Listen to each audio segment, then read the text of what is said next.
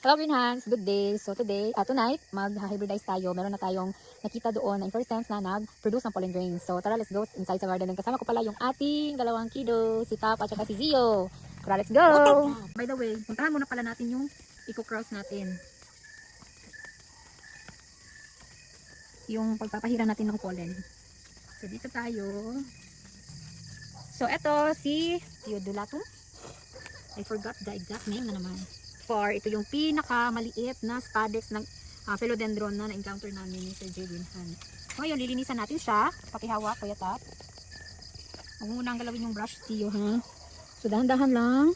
Kasi, napaka-delicate nito. Yan. Tingnan nyo, guys. Sobrang liit niya. So, ito, na-cross na natin yan siya.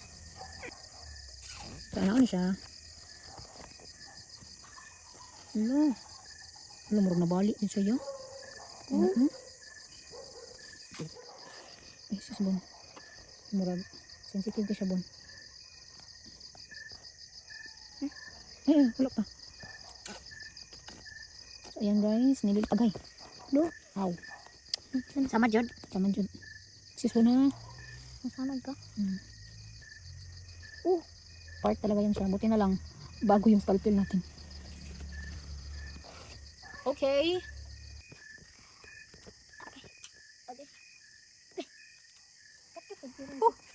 So ayan guys, yung ating pollen grains, kikita nyo. So napudo siya ng red resin. Ayan guys, so dumugo. Part of the process. Ay, Mr. Lord. Anyways, tara, let's go.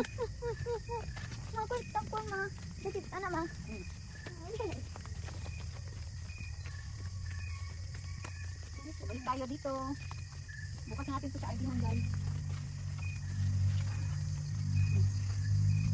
Siyo yung magpapahid. Kukuha na siya ng small amount of pollen. Ayan. Ayan, lumikit na siya sa brush. And then, pahid din siya dyan. Ay, kabulan ako ma. Kabulan ako. Kasama? Hindi gaano.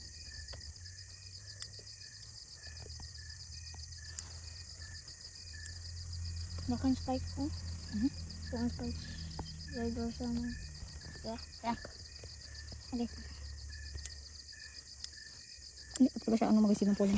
Anyways, let's go.